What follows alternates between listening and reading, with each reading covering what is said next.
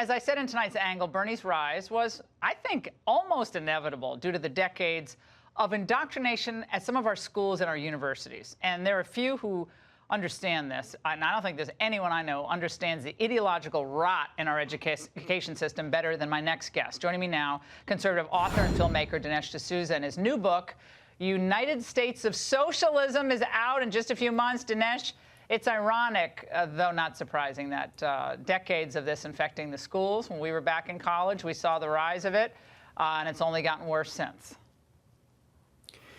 Yeah, I think in my college days and subsequently, I thought that these ideas were a kind of distinctive feature of academia. You know, academia is somewhat insulated from the larger society, all kinds of strange people walking around, their heads are bigger than their bodies and so on. And I thought this is a subculture, and all this craziness of socialism, identity politics, the extremes of political correctness, this is a subset of American life, but I contrasted it with mainstream America. But I think what's happened really in the last couple of decades is that these academic nostrums, and the craziest of them, have in a sense exploded virus-like into the larger culture. The media has been the transmitter of this, and the Democratic Party has embraced it.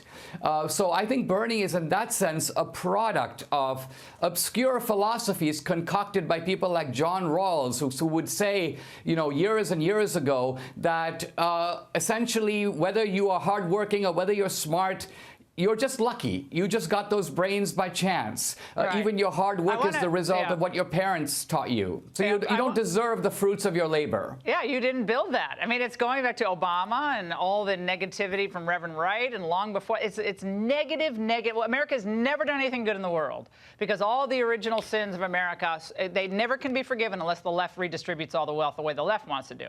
Then we can have expiation for our sins. That's how that's going. Dinesh, Bernie Sanders on 60 Minutes said something else that's not getting quite as much play. We're going to play the longer version of it. Watch. Is America great? In many ways, we are. In some ways, very significant ways, we're not. We're not great when half of our people today are living paycheck to paycheck. When 500,000 people tonight are going to be sleeping out on the streets, including 30,000 veterans.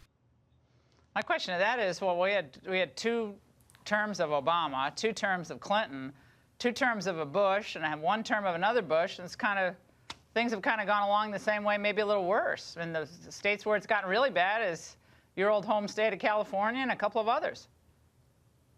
Yeah, I think what Bernie's doing is he's engaging in this old idea of moral equivalence, which is basically, yes, they torture people in the gulags, but on the other hand, we don't have enough people who have free health care. And this kind of moral equivalence is again, something that comes out of academia. Now, for many, many years, the Democrats were too smart to take these academic ideas hook, line, and sinker. They would moderate them. So in politics, we had creeping socialism. Even Obama was very careful to sound like a centrist while acting like a socialist. I think the difference with Bernie is it's almost like he's the comic guy who didn't get the joke. He doesn't know that he's supposed to do a wink-wink kind of approach to socialism. He goes the whole hog. He says exactly what they say in the sociology classroom, and the other Democrats can't stop him.